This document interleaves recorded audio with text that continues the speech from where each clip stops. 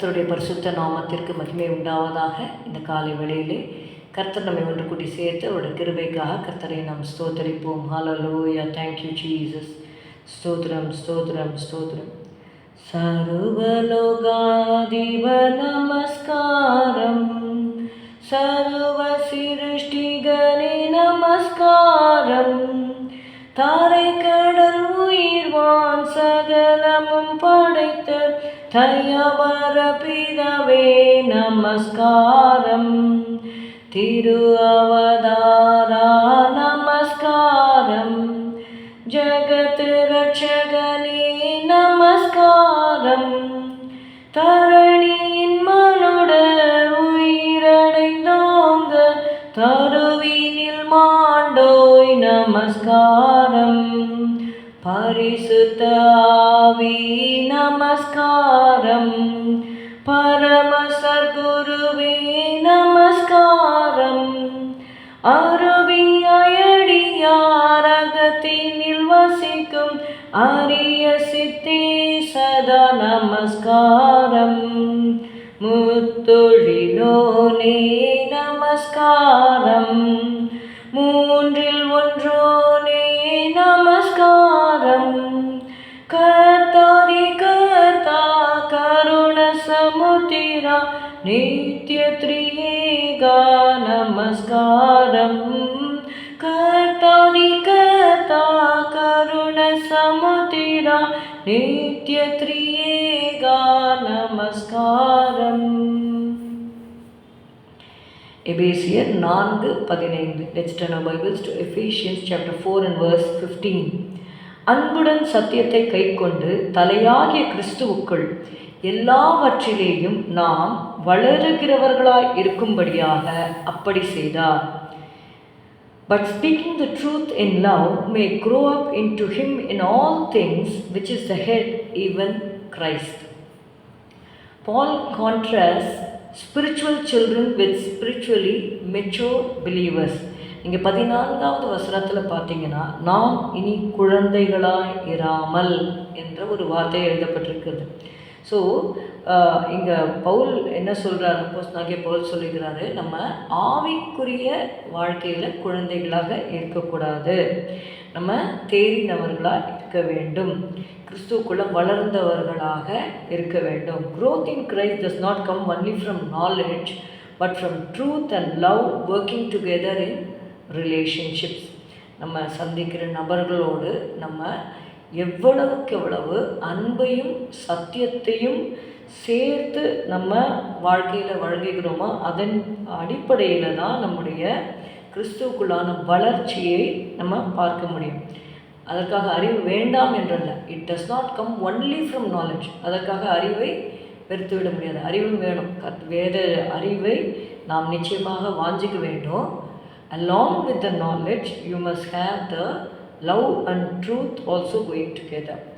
Speaking the truth, அந்த கிரேக்க அவங்களுடைய ஐடியாவில் பார்க்கும்பொழுது அன்புடன் சத்தியத்தை கை கொண்டு அப்படின்னு தமிழ் பைபிளில் இருக்குது. But if you read in the English Bible it chase but speaking the truth in love. ஆனால் நீங்கள் அதோடைய அடிப்படை அர்த்தம் பார்த்தீங்கன்னா, it also means living truthfully. Your words, your attitude, your motives, your behavior, your honesty, everything, living truthfully. It doesn't mean only to speak the truth, you have to live the truth. Truth without love damages. சிலர்லாம் பார்த்தீங்கன்னா, நீங்கள் ஒழுங்காக பரிசுத்தமாக இருக்கணும் அப்படின்னு சொல்லிட்டு அவங்க சொல்கிறதுலையே என்ன ஆகிடுவாங்க, ஜனங்க ஐயோ இது நம்மளால் முடியாது அப்படின்னு சொல்லி பின்வாங்குகிற காரியங்கள்லாம் இருக்குது. அதனால்தான் truth must be combined with love. Love without truth deceives. அன்பாக இருக்கான்னு சொல்லிட்டு சத்தியத்தை சொல்லாமல் இருந்தாலும் அதில் டிசெப்ஷன் இருக்குது. அப்போது அன்பும் வேண்டும், சத்தியமும் வேண்டும். Christ corrected people but restored them at the same time. நீங்கள் அந்த பாவியான ஸ்திரீயை குறித்து யோவான் 8:11 வாசிக்கும் பொழுது, அந்த பாவியான ஸ்திரீயை கல்லெறிந்து கொள்ள வேண்டும் சொல்லி எல்லாரும் கொண்டு வரும்பொழுது இயேசு கிட்டக்க வராங்க. இயேசு he never said இவகிட்ட பாவமே இல்லைன்னா ஆண்டவர் சத்தியத்தை மறைக்கவில்லை. But at the same time, he wanted to give her the second chance. He wanted to correct her with love. அதனால தான் கேட்டார், யாருமே உன்னை அக்யூஸ் பண்ணலையா? ஏன்னா அக்யூஸ் பண்ணுற எல்லாருமே பாவிங்க தான். See, all have sinned and fallen short of the glory of God.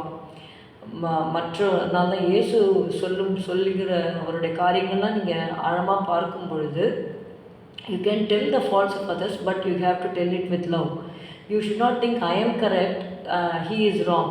அந்த ஆட்டிடியூடோட நம்ம செய்யவே கூடாது. நம்மக்கிட்ட 1000 பிழைகள் இருக்கிறது. அதனால தான் ஏன் சொன்னார், உன்னுடைய கண்ணில் உத்தரம் இருக்குது, இன்னொருத்தர் கண்ணில் இருக்கிற துரும்ப நீ பார்க்குற அப்படின்னு சொல்லி ஆண்டவர் சொன்னார். So we must know that we have more shortcomings. That is how you, whenever you correct others, you should say I am. அந்த அப்போஸ்தலனாகிய பவுல் சொல்லும் பொழுது, பாவிகளில் நான் பிரதான பாவி அப்படின்னு சொல்லிட்டு தான் அவர் என்ன பண்ணுறாரு, மற்றவர்களெல்லாம் அவர் கரெக்ட் பண்ணுறதை நம்ம பார்க்குறோம். So but when you think of Christ, he was a God on earth, he was a son of God, he didn't have any sin, but still he has the right to condemn her. பாவம் இல்லாதவங்க கல் எறியினா முதல் கல்லை எரியறதுக்கு தகுதி உள்ளவர் இயேசு கிறிஸ்து தான். ஆனால் அவர் பார்த்தீங்கன்னா அவர் சொல்கிறாரு, go and sin no more, I am also not going to accuse you. நானும் உன்னை ஆக்கினைக்குள்ளாக தீர்ப்பதில்லை. That is the love. நான் உன்னை ஆக்கினைக்குள்ளாக தீர்ப்பதில்லை, போயிட்டு வா அப்படின்னு சொல்லலை.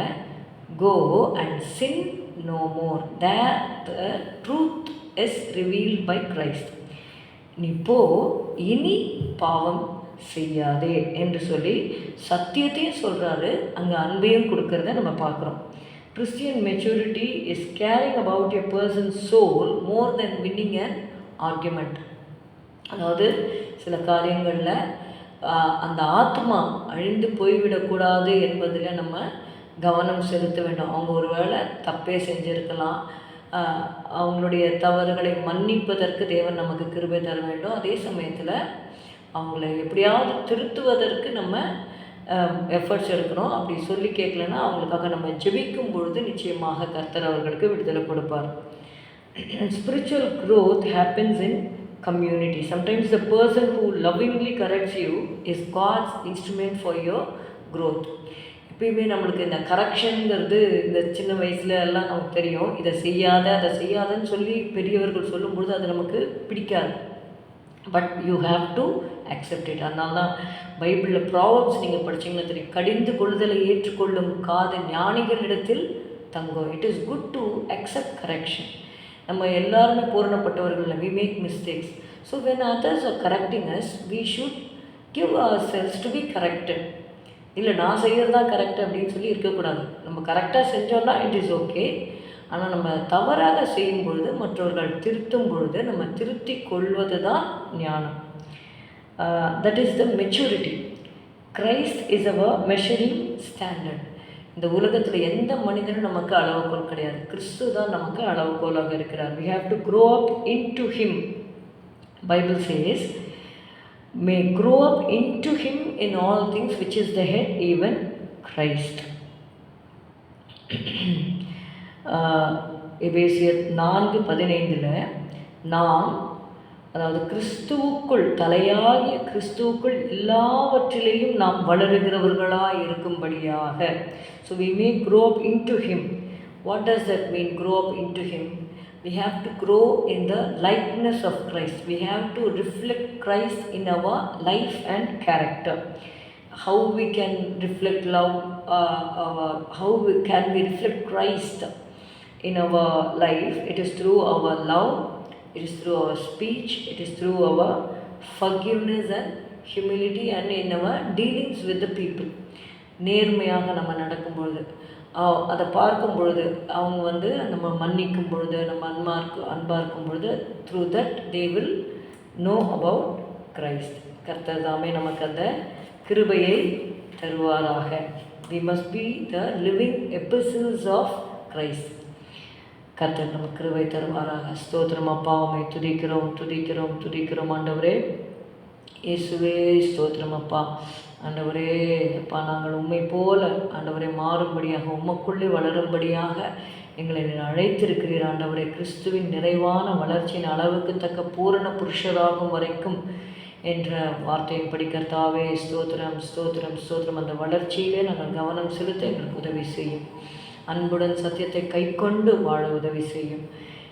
இயேசுவின் நாமத்தில் பிதாவே, ஆமென். என் ஆத்துமாவே கர்த்தரை ஸ்தோத்திரி, என் முழு உள்ளமே ஒரு பரிசுத்த நாமத்தை ஸ்தோத்திரி. என் ஆத்துமாவே கர்த்தரை ஸ்தோத்திரி, கர்த்தர் செய்த சகல உபகாரங்களை மறவாதே. Good morning. Have a good day. God bless you.